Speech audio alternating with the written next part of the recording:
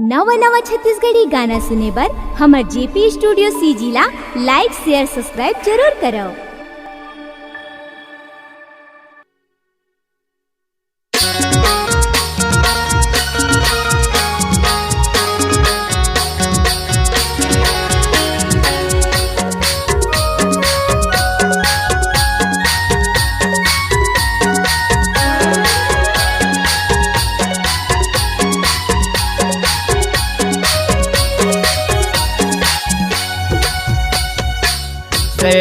लोक माय अमृत भोजन हंस करे यहाँ। सतलोक अमृत भोजन हंस करे यहाँ। कहाँ कली गुमा भेजे बाबा देखे मोलया उतार।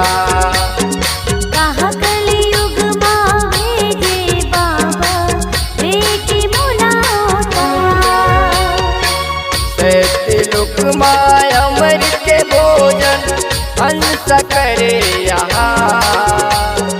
सतलोक अमृत के भोजन हंस करे यहाँ।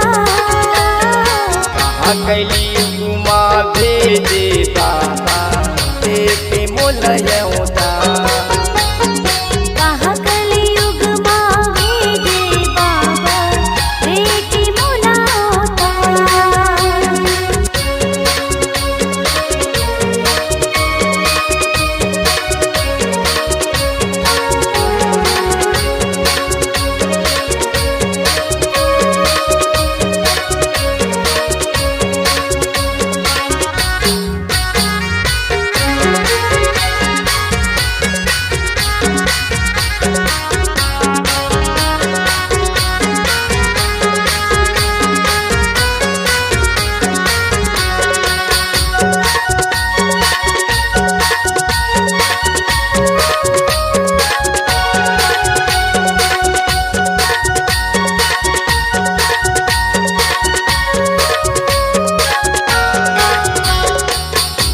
धर्म के खातिर गुरु होवत जग हसाई।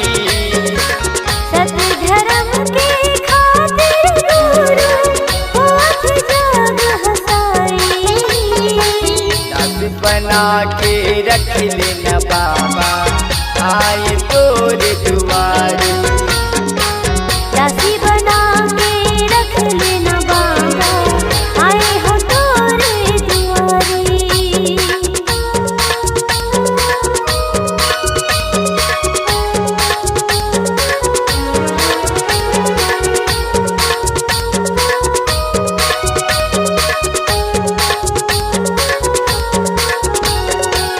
सत्य धर्म के खातिर गुरु होवत जग हसाई।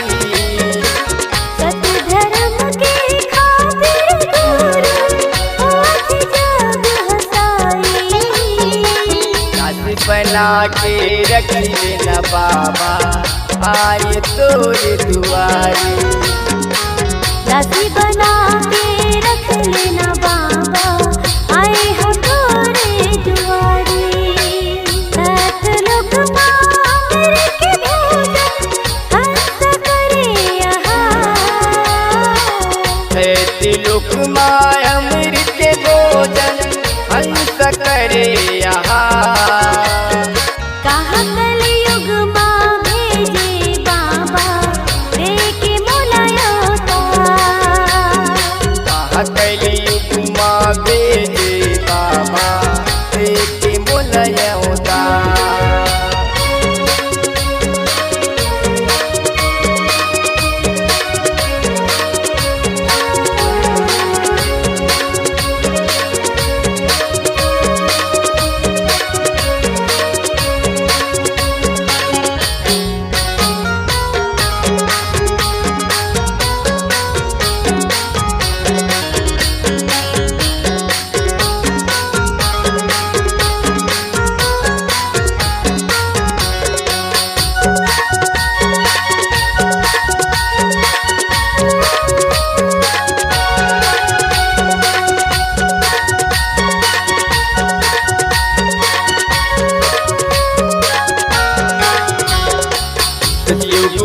मोल भेजते गुरु लेके मोलाया होता सतयुग मामला भेजते गुरु लेके बुलाया होता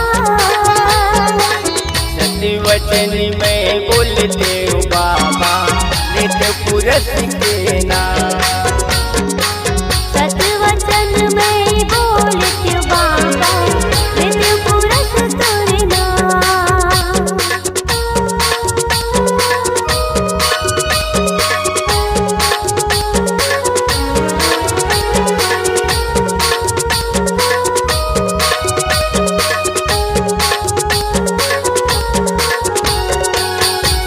युग माँ भेजते गुरु लेके मोलाया होता सतयुग माँ भेजते गुरु लेके बुलाया होता सत्य वचन में बोलते हो बाबा नित पुरस तुरना सतवचन में बोलते बाबा नित्य पुरस तोरे नाम सतलोक मामर के भोजन हंस करे सत्य लोक माय अमृत भोजन हंस करे यहाँ कहाँ कलयुग माँ भेजे बाबा लेके बुलाया होता कलयुग माँ भेजे बाबा लेके मोलाया होता सत्य लोक माय अमृत भोजन हंस करे यहाँ सतलोक मामर के भोजन हंस करे कहाँ कलयुग माँ भेजे बाबा लेके बुलाया होता कहाँ कलयुग माँ भेजे बाबा लेके मोलाया होता कहाँ कलयुग माँ भेजे बाबा लेके बुलाया होता कहाँ कलयुग माँ भेजे बाबा लेके मोलाया